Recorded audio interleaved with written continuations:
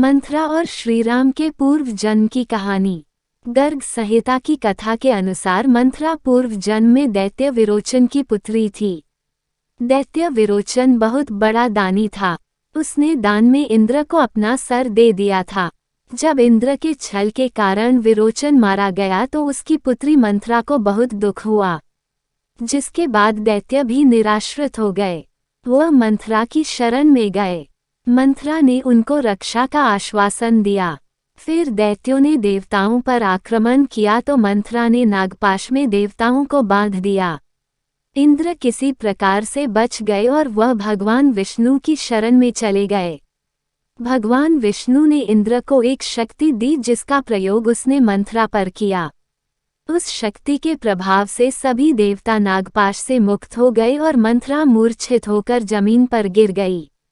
उस शक्ति के प्रभाव से मंथरा के अंग कुबड़ हो गए। जब वह अपने राज्य में गई तो मंथरा को कुरूप देखकर राज्य की प्रजा उससे घृणा करने लगी। दैत्य और असुर भी उसका अपमान करने लगे। इस कारण से मंथरा को बहुत दुख हुआ। वह मन ही मन भगवान विष्णु से नफरत करने लगी और उन असुरों से भी जो उससे घृणा करते थे। इस दशा में उसकी मृत्यु हो गई। दूसरे जन्म में वह कैई की दासी बनी, परंतु इस जन्म में भी वह कुबड़ी ही हुई। इस जन्म में भी वह अपने पूर्व जन्म के संस्कारों के कारण उसके मन में भगवान विष्णु के लिए शत्रुता थी और वह असुरों से भी नफरत करती थी। इसी कारण से उसके द्वारा ऐसा कार्य किया गया कि राम, जो कि भगवान विष्णु के अवतार थे, उन्हें वनवास हुआ और वनवास के दौरान उन्होंने असुरों व राक्षसों का नाश किया।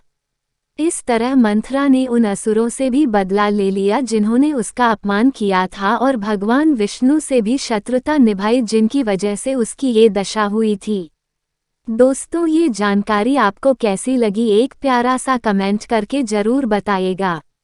वीडियो पसंद आई हो तो प्लीज़ लाइक शेयर भी जरूर करिएगा। और अगर अभी तक आपने हमारे चैनल को सब्सक्राइब नहीं किया है तो प्लीज़ दोस्तों, आपसे रिक्वेस्ट है, चैनल को सब्सक्राइब जरूर कर लीजिएगा। हमारे साथ देने के लिए आप सभी का दिल से धन्यवाद।